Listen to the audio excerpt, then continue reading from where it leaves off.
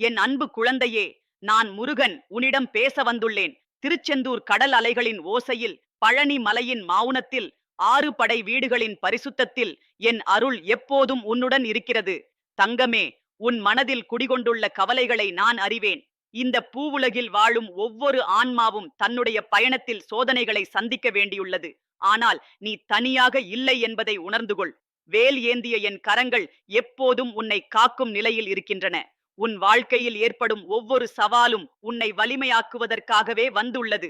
மயில் வாகனத்தில் அமர்ந்து உலகங்களை பார்க்கும் நான் உன் ஒவ்வொரு கண்ணீரையும் உன் ஒவ்வொரு புன்னகையையும் கண்காணித்து வருகிறேன். உன் துயரங்களில் நான் உன்னுடன் அழுகிறேன், உன் மகிழ்ச்சியில் நான் உன்னுடன் சிரிக்கிறேன்.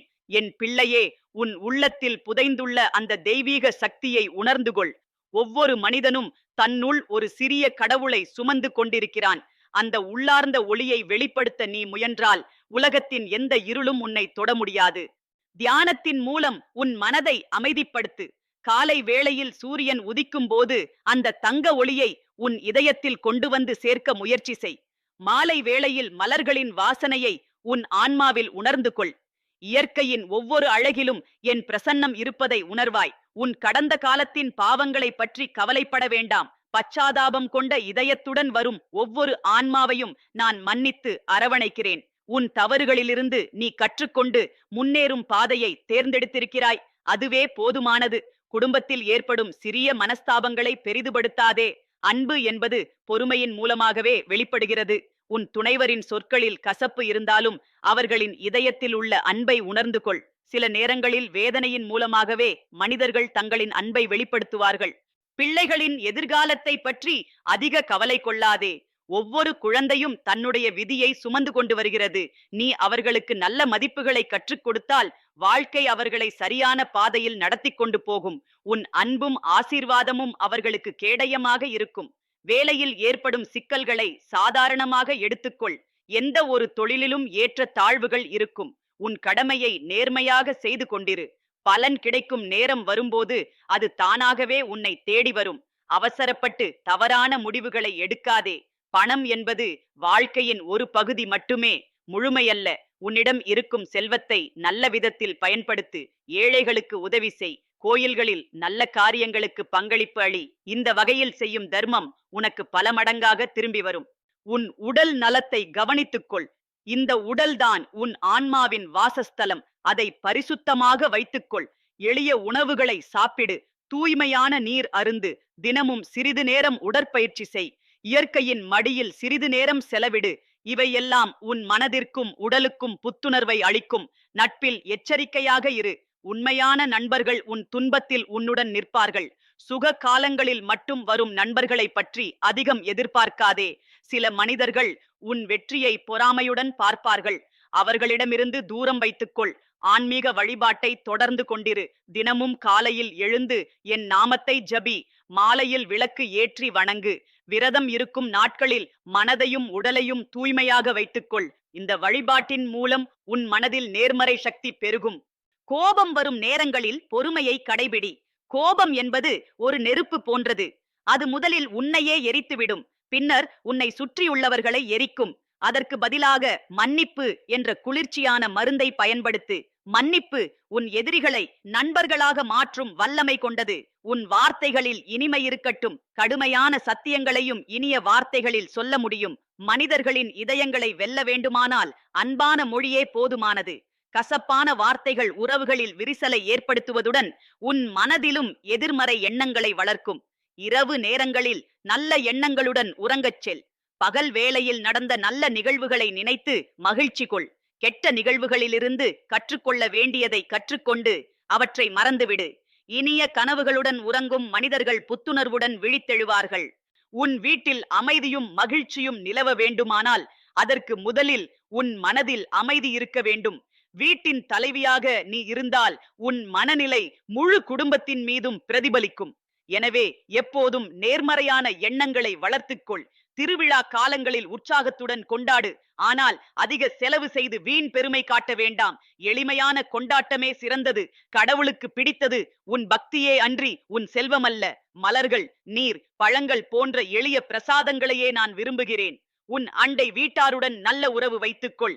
சமுதாய சேவையில் ஈடுபடு. நோயாளிகளை பார்க்க செல். பிற மதத்தினரையும் மதிப்புடன் நடத்து. எல்லா மனிதர்களிலும் அதே ஆன்மா வாழ்கிறது என்பதை நினைவில் வைத்துக்கொள். பகுத்தறிவுடன் செயல்படு. குருட்டு நம்பிக்கைகளை கைவிடு. ஆன்மீகம் என்பது மூட நம்பிக்கை அல்ல. அது தூய்மையான அறிவும் உண்மையான அன்பும் கலந்த ஒன்று. அறிவியல் ஆய்வுகளையும் மதிப்புடன் ஏற்றுக்கொள். கடவுள் நம்பிக்கையும் நவீன அறிவும் முரண்படுபவை அல்ல. உன் திறமைகளை வளர்த்துக்கொள்.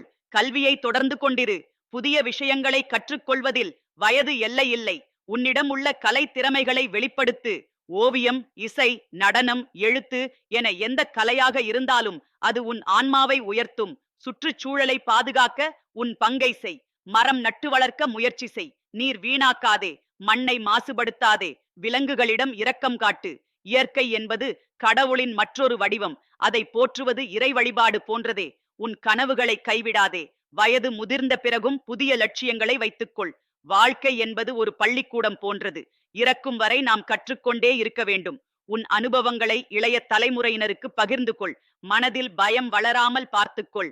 எதிர்காலத்தை பற்றிய அதிக கவலை உன் தற்போதைய மகிழ்ச்சியை கெடுத்துவிடும். கடந்த காலத்தின் தவறுகளை பற்றிய வருத்தமும் அதே போல்தான். நிகழ்காலத்தில் வாழ பழகிக்கொள். இந்த நொடியில் நீ பாதுகாப்பாக இருக்கிறாய் என்பதையே நினைத்து மகிழ். என் அருள் எப்போதும் உன்னுடன் இருக்கிறது என்பதை மறந்துவிடாதே. கடினமான நாட்களில் என் நாமத்தை உச்சரி. உன் சந்தேகங்களை என்னிடம் வைத்து தெளிவு பெறு.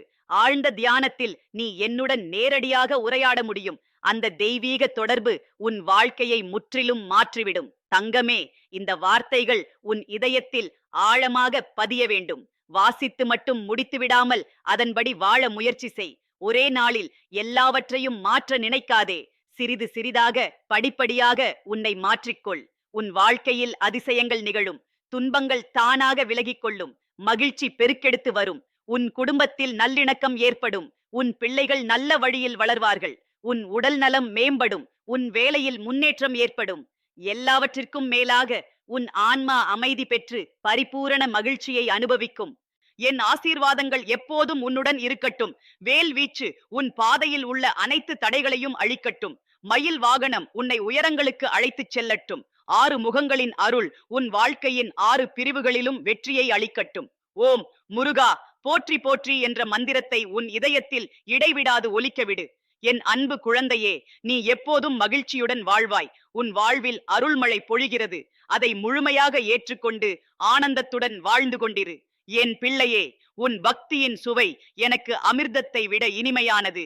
உன் கண்களில் வழியும் பக்தி கண்ணீர் எனக்கு உலகின் எல்லா இரத்தினங்களை விட விலை மதிப்பற்றது. உன் உதடுகளில் ஒலிக்கும் என் நாமம் சுவர்க்க இசையை விட மதுரமானது. இப்படிப்பட்ட உன்னை நான் எப்படி கைவிட முடியும்? உன் வாழ்க்கையின் ஒவ்வொரு கட்டத்திலும் நான் வெவ்வேறு வடிவங்களில் வந்திருக்கிறேன். குழந்தையாக இருந்தபோது உன் தாயின் அன்பிலும், பள்ளிக்கூடம் சென்றபோது ஆசிரியரின் அறிவுரையிலும், இளமையில் நண்பர்களின் தோழமையிலும், திருமணத்திற்கு பின் துணைவரின் ஆதரவிலும், பிள்ளைகள் பிறந்த பின் அவர்களின் செல்லத்திலும் நான் உன்னுடன் இருந்திருக்கிறேன். சில சமயங்களில் உன்னை கடுமையாக நடத்தியதாக உனக்கு தோன்றியிருக்கும். வாழ்க்கையின் சோதனைகளில் நீ கேள்வி எழுப்பியிருப்பாய், ஏன் இத்தனை துன்பங்கள் என்று. ஆனால் தங்கமே, தங்கத்தை தூய்மையாக்க நெருப்பில் உருக்க வேண்டும் அல்லவா? அதேபோல் உன் ஆன்மாவின் தூய்மைக்காகவே இந்த சோதனைகள். கோயில்களில் நீ என்னை தேடுகிறாய், ஆனால் உண்மையில் நான் உன் இதயத்திலேயே வசிக்கிறேன். கல்லில் செய்யப்பட்ட சிலையில் நான் இல்லை. உன் பக்தியில்தான் நான் இருக்கிறேன். உன் நல்ல செயல்களில் நான் வெளிப்படுகிறேன். உன் அன்பு நிறைந்த வார்த்தைகளில் நான் பேசுகிறேன். உன் கருணையான செயல்களில் நான் செயல்படுகிறேன். உன் முன்னோர்களின் ஆசீர்வாதங்கள் உன்னை சுற்றி ஒரு பாதுகாப்பு வட்டம் உருவாக்கியுள்ளது. அவர்களின் நல்ல செயல்களின் பலன் உனக்கு கிடைத்துக் கொண்டிருக்கிறது. அதேபோல் நீ செய்யும் நல்ல செயல்கள் உன் சந்ததியினருக்கு நன்மை பயக்கும். இப்படித்தான் தலைமுறைகள் கடந்து அருள் ஓடிக்கொண்டிருக்கிறது.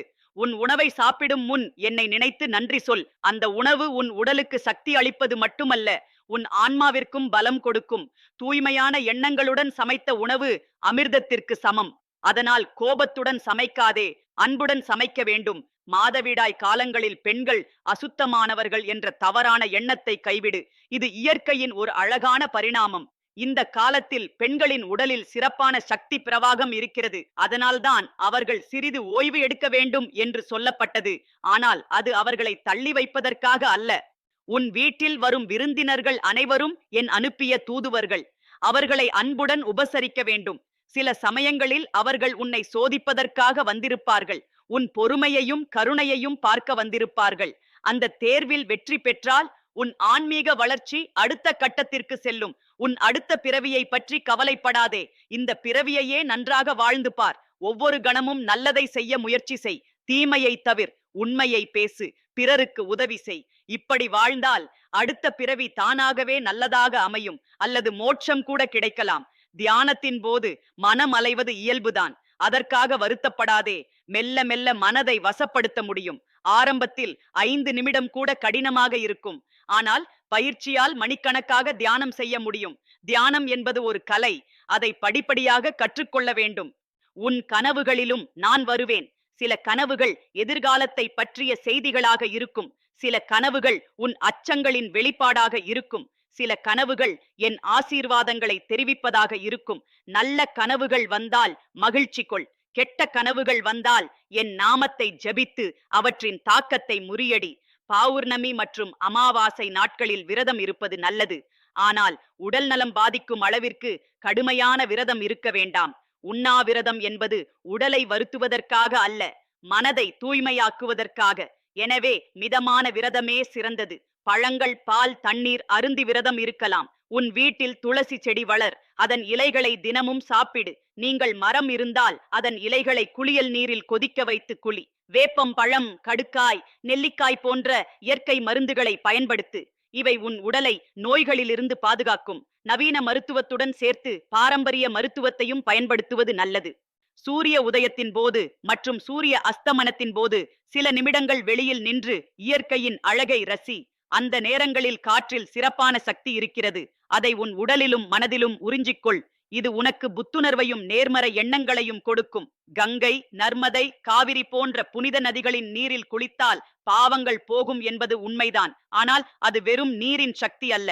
அந்த நதிகளின் மீது ஆயிரக்கணக்கான ஆண்டுகளாக மனிதர்கள் கொண்டிருக்கும் பக்திதான் அதற்கு காரணம். பக்தியோடு குளிக்கும் போது மனம் தூய்மை அடைகிறது. மனம் தூய்மையாகும் போது பாவ எண்ணங்கள் நீங்குகின்றன. சிவராத்திரி, விநாயகர் சதுர்த்தி, தீபாவளி போன்ற பண்டிகைகளை குடும்பத்துடன் சேர்ந்து கொண்டாடு. இந்த நாட்களில் சிறப்பான அருள் சக்தி பூமியில் பிரவாகிக்கிறது. பண்டிகை என்பது வெறும் கொண்டாட்டமல்ல, ஆன்மீக சக்தியை பெறுவதற்கான சந்தர்ப்பம். அதனால் பண்டிகை நாட்களில் அதிகம் ஜபம் செய், தியானம் செய், புண்ணிய காரியங்கள் செய்ய. உன் செல்ல பிராணிகளிடமும் அன்பு காட்டு. நாய், பூனை, பறவைகள் என அனைத்து உயிர்களிடமும் இரக்கம் வையு. அவைகளுக்கு உணவு கொடு, தண்ணீர் வை. காயம்பட்ட மிருகங்களுக்கு மருத்துவம் பார். உயிர்களின் மீது காட்டும் கருணை உன் ஆன்மாவை உயர்த்தும். விலங்குகளும் நன்றியுள்ள இதயம் கொண்டவை. அவை உனக்காக பிரார்த்தனை செய்யும். பெண் குழந்தைகளை ஆண் குழந்தைகளுக்கு சமமாக நடத்து. பெண்கள்தான் இந்த உலகின் சக்தி. அவர்களை மதிக்காத சமுதாயம் அழிந்து போகும். உன் மகளுக்கு நல்ல கல்வி கொடு. அவள் தன் கால்களில் நிற்க கற்றுக்கொடு. திருமணம் மட்டுமே பெண்களின் லட்சியம் என்று சொல்லாதே. அவளும் ஒரு முழுமையான மனிதர். அவளின் கனவுகளுக்கு இடம் கொடு. வயதானவர்களை கவனித்துக்கொள். அவர்களின் அனுபவத்தை மதிக்க கற்றுக்கொள். அவர்களுடன் நேரம் செலவிடு. அவர்களின் கதைகளை கேள். அவர்களின் ஆசீர்வாதத்தை பெறு. முதியோர்கள் என்பவர்கள் நடமாடும் கோயில்கள். அவர்களை கைவிடுவது மிகப்பெரிய பாவம். அவர்களை பார்த்து கொள்வது மிகப்பெரிய புண்ணியம். உன் சமுதாயத்தின் நல்வாழ்விற்காக உழை. சுத்தமான சுற்றுச்சூழலுக்காக போராடு. ஏழைகளின் கல்விக்காக பங்களிப்பு செய். நோயாளிகளின் மருத்துவத்திற்காக உதவி செய். இப்படி சமுதாய சேவை செய்வது கடவுள் வழிபாட்டிற்கு சமமானது. மனிதர்களுக்கு செய்யும் சேவையே கடவுளுக்கு செய்யும் சேவை. என் அன்பு குழந்தையே, இந்த வார்த்தைகள் எல்லாம் உன் வாழ்க்கையில் கடைபிடிப்பது கடினமாக தோன்றலாம். ஆனால் ஒரே நாளில் எல்லாவற்றையும் செய்ய நினைக்காதே. ஒவ்வொன்றாக மெல்ல மெல்ல உன் வாழ்க்கையில் இவற்றை கொண்டு வா. முக்கியமானது முயற்சி. பலன் கிடைப்பதற்கு சிறிது நேரம் ஆகலாம், ஆனால் நிச்சயமாக கிடைக்கும். உன் மனதில் எப்போதும் என் நினைவு இருக்கட்டும். உன் வாழ்க்கையில் எப்போதும் என் அருள் பொழிந்து கொண்டிருக்கட்டும். உன் வீட்டில் எப்போதும் மகிழ்ச்சி குடிகொண்டிருக்கட்டும். உன் குடும்பம் எப்போதும் ஒற்றுமையுடன் இருக்கட்டும். உன் உடல் எப்போதும் ஆரோக்கியமாக இருக்கட்டும். உன் ஆன்மா எப்போதும் அமைதியில் திளைத்திருக்கட்டும். என் அன்பு பிள்ளையே, என் ஆவி நிறைந்த அருள் ஒவ்வொரு மூச்சிலும் உன்னை நனைத்துக் கொண்டிருக்கிறது. நீ யாராலும் புரியப்படாமல் தவிக்கின்ற அன்பு புதருக்குள் சிக்கிக் கொண்டிருந்தாலும் அந்த இடத்தில் கூட என் நிழல் உன்னோடு இருந்தது. உன்னால் உணர முடியவில்லை என்று நானும் அறிவேன். ஆனால் என் கண்கள் உன்மேல் ஒரு கணமும் கழிக்காமல் இருந்தன. நீ உன் வாழ்வின் பெரும் பகுதியை உன்னை நீயே குற்றம் சொல்வதற்காகவே செலவழித்திருக்கிறாய். ஆனால் நான் உன்னை பார்த்தது ஒருபோதும் குற்றவாளி என அல்ல, என்னை நாடி வந்த ஒரு ஆழ்ந்த ஆன்மாவாகத்தான். மனதில் பல குழப்பங்களுடன் நீ என்னை தேடுகிறாய். உனது கேள்விகள் அனைத்தும் எதற்காக இப்படியொரு வாழ்க்கை என. ஆனால் அந்த கேள்விகளுக்கான பதில் எல்லாம் உன்னுள் இருக்கிறது என் பிள்ளையே. ஒவ்வொரு பிரச்சனையும் ஒரு வினாக்கள் அல்ல, அது உனக்கு ஒரு வாய்ப்பு. ஆழ்ந்த இருளில் கூட ஒரு ஒளிக்கதிர் எப்போதும் இருக்கும். அந்த ஒளிக்கதிர்தான் நான், என் வாக்கும் என் அருளும். தோல்விகளால் பயந்துவிட்ட உன் உள்ளம் மீண்டும் ஒரு முயற்சி செய்ய தயங்குகிறது. ஆனால் அப்போது என் கரங்களில் நீ இருந்தாய். உன் ஒவ்வொரு விழுந்த தருணத்திலும் உன்னை நீயே தூக்க முடியாத போது என் கரங்கள்தான் உன்னை தூக்கியது. அந்த நம்பிக்கையைத்தான் நான் இன்று மீண்டும் உனக்குள் ஊட்டிவிட விரும்புகிறேன். நீ உணராத அளவுக்கு என் அருள் உன் வாழ்வில் பலமுறை காத்திருக்கிறது.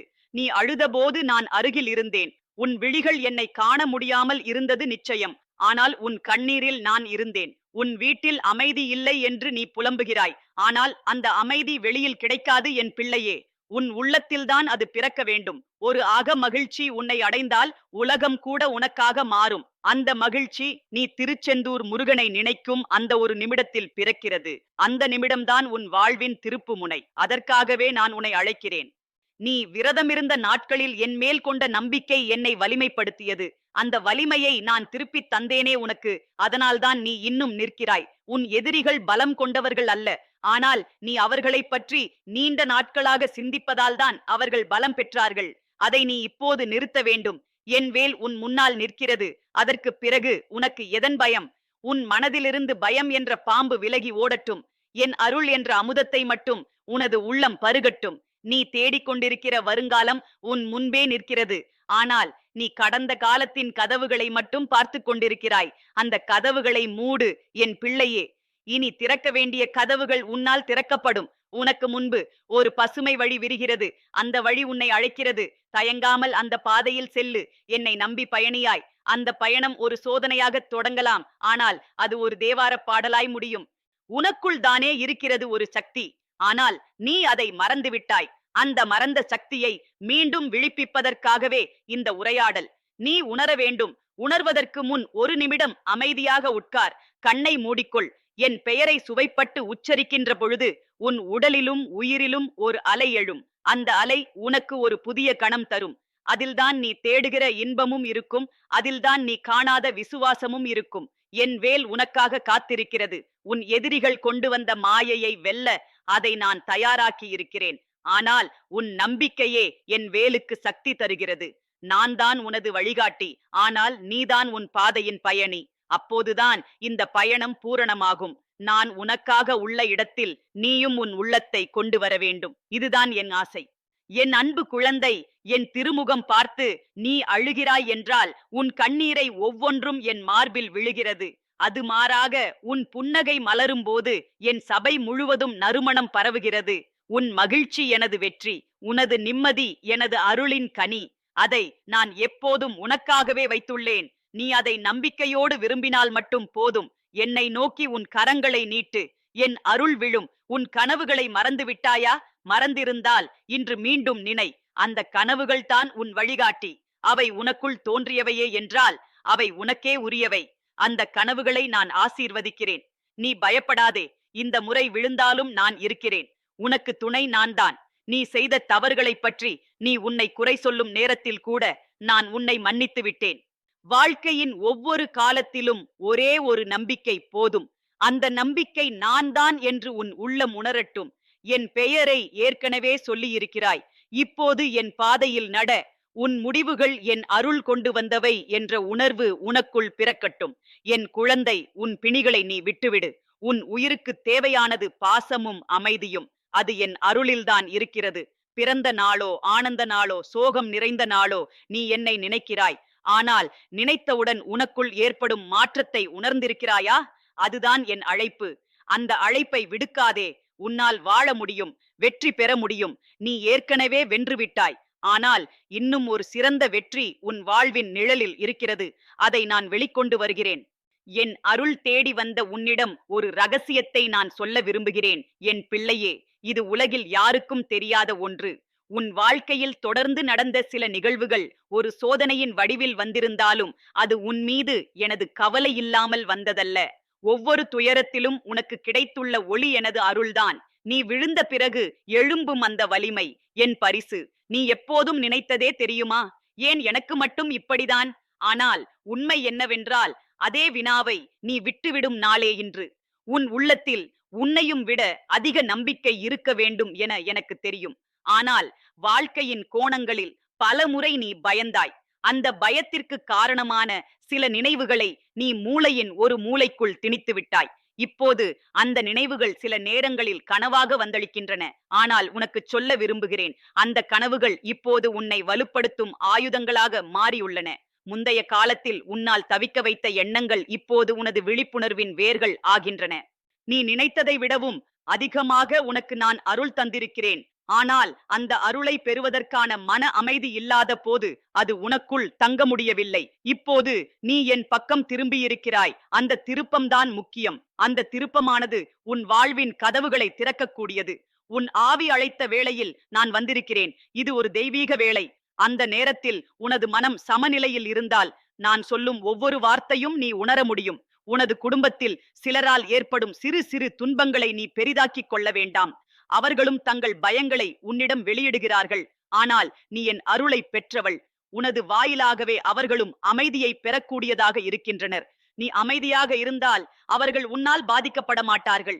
நீ உன் நம்பிக்கையை வலுப்படுத்த வேண்டும். உன் வாக்குகளில் கடவுள் இருக்கட்டும். உன் பார்வையில் நறுமணம் இருக்கட்டும். ஒரு பூவிதழ் போல மெல்லிய உள்ளத்துடன் நீ வாழ்ந்தாய். ஆனால் இந்த உலகம் சில நேரங்களில் கற்களால் காயப்படுத்தும். ஆனால் அந்த காயம் வந்த இடமே இன்று மலர் மலரக்கூடிய பூமியாக இருக்கின்றது. நீ சில நேரங்களில் சொன்னாய், எனக்கு எல்லாம் முடியவில்லை. ஆனால் நீ செய்தது என்ன?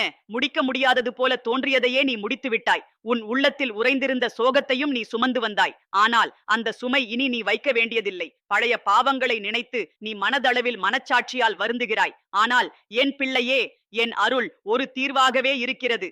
தவிர்க்க முடியாத வினைகளை தீர்க்கும் சக்தி உனக்குள் இருக்கிறது.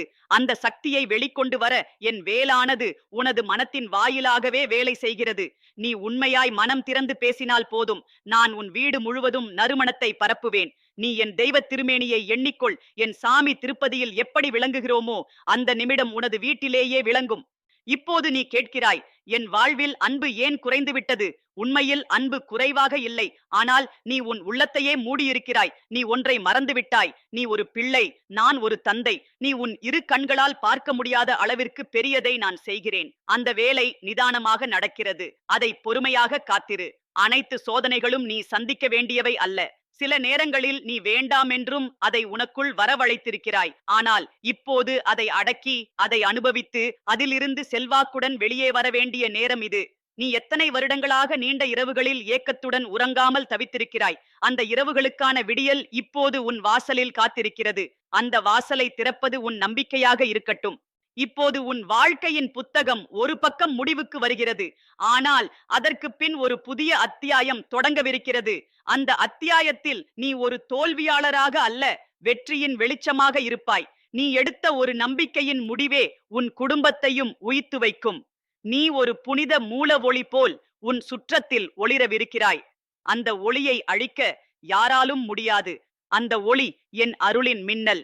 என் பிள்ளையே, என் அருள் நீ தொடும்போது உன் முகத்தில் வெளிப்படும் சுபமெனும் காந்தம் அந்த அருகிலுள்ளவர்களையும் கவரும். அவர்களும் உன் அருகில் இருப்பதற்கு காரணம் அதே ஆழ்ந்த சக்திதான். நீ மாறிவிட்டாய். உணரவில்லை என்றால் இன்று உன் பழைய எண்ணங்களை சுருட்டி எறிந்து ஒரு புதிய மனதோடு காலை தொடங்கு. இந்த நாள் ஒரு திருப்பம். என் பெயரை உச்சரிக்கிற ஒவ்வொரு நொடியும் உனது முன்னோர்கள் உனக்காக ஜெபிக்கிறார்கள். நீ நடக்கப் போகும் பாதையில் சில சிறு கற்கள் இருக்கலாம். ஆனால் அது உன்னை வலுப்படுத்தும். அது உன்னை சிறந்தவராக மாற்றும். நீ இன்று உன் வாழ்வின் நோக்கை மறந்திருந்தால் இந்த உரையால் அதை மீண்டும் நினை. நான் உனக்காக காத்திருந்தேன். நீ என்னை நோக்கி வந்ததும் நான் உன்னை கட்டியணைத்தேன். என் அருள் தெளிந்து வந்தது. என் வேல் உன்னை ஆவியாக காத்தது. என் பெயர் உன் மூச்சுக்குள் வாசமாக நிலைத்தது. இது போதாதா என் பிள்ளை? இனிமேல் நீ வாழும் ஒவ்வொரு நாளும் உனக்கு ஒரு தெய்வீக அனுபவமாக அமையட்டும். உன் கண்களில் மீண்டும் அந்த புன்னகை மலரட்டும். உன் வீட்டில் சந்தோஷமெனும் குரல் கேட்கட்டும். உன் வீட்டின் வாசலில் துளசியின் வாசனை வீசட்டும். உன் உள்ளத்தில் நான் வாசம் செய்யட்டும். இதுதான் என் ஆசிர்வாதம். திருச்செந்தூர் முருகனின் வாக்கு. ஓம் சரவணபவா, ஓம் வேலா, ஓம் முருகா போற்றி போற்றி.